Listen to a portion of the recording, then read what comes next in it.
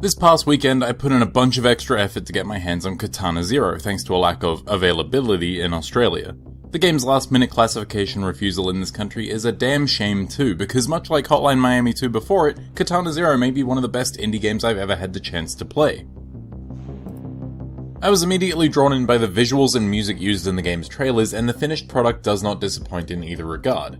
Katana Zero's sprite work oozes personality, and the game's already fairly vibrant colour scheme is punctuated by violent dashes of neon blues and pinks. These flourishes look even more spectacular in the game's darker sequences, or when the player engages their bullet time ability. Accompanying the game's striking visual style is an infectious soundtrack full of synthwave that ranges from pulse-pounding party tracks to more melancholic, chilled-out tunes.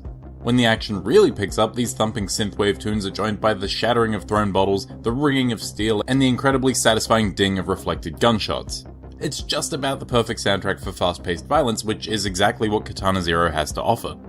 The game puts you in the role of a nameless assassin, who is tasked with taking out various targets and their armed entourages day after day.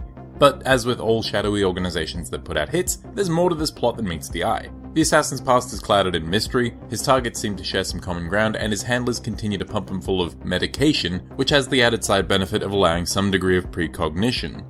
While the story seems pretty straightforward at the outset, it's not long before you're dropped into a world of conspiracies and lies, and overall I'd say it was a pleasant surprise. I was sort of expecting Katana Zero to rest entirely on its presentation and gameplay, but its story was actually intriguing, and dabbled in themes of drug use and the atrocities of war, which was certainly unexpected. Less surprising was the game's fast-paced gameplay, which puts an emphasis on quick reaction times and improvisation. You get dropped into levels filled with various types of enemies, and you're tasked with clearing these enemies out, either by using your sword or environmental elements.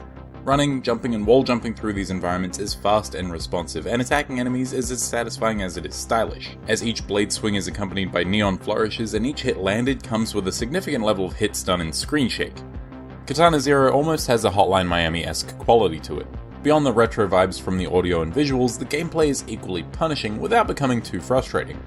Like Hotline Miami, your character dies in a single hit, and if you're not paying attention you can die at any time.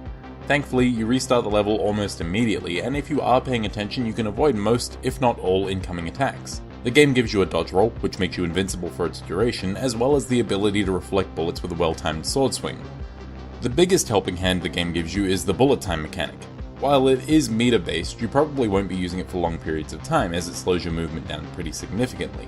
Instead, you're encouraged to use it when you need to dodge through tricky laser traps, or if you're having trouble reflecting certain shots.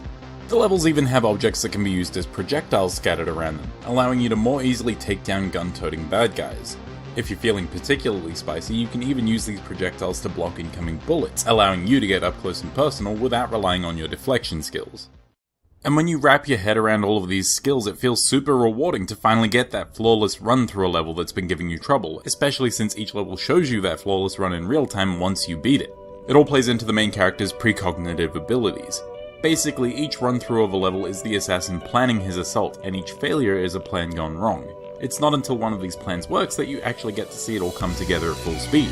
Katana Zero isn't afraid to use this precognitive narrative element in some weird and occasionally very meta ways, and I think these moments are where the game shines most, outside of its well-designed challenges. In terms of its gameplay, however, I was constantly caught off guard by how the game continued to ramp up the challenge without actually adding much in terms of new mechanics. While the game adds a couple of new enemy types across its duration, you'll always be using your core abilities, and the game you're playing at the beginning isn't drastically different to the game you're playing at the end. Katana Zero does so much without constantly giving players new toys to play with, and I found that to be pretty impressive. I was also somewhat surprised by its approach to in-game dialogue. While it's still fairly basic and only allows for a handful of dialogue options in most situations, it does allow you to interrupt characters in real time to varied effect. I also found that some of the dialogue seemed to change depending on in-game actions or other dialogue changes, but the extent to which this is actually true is unclear.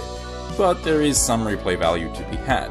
On top of just being a rad gameplay experience to revisit just for the sake of it, there are also some collectibles and endgame content to sink your teeth into should you feel so inclined. Unfortunately, the game just isn't particularly long. In an afternoon, I pretty much had Katana Zero finished and was already working on the endgame content.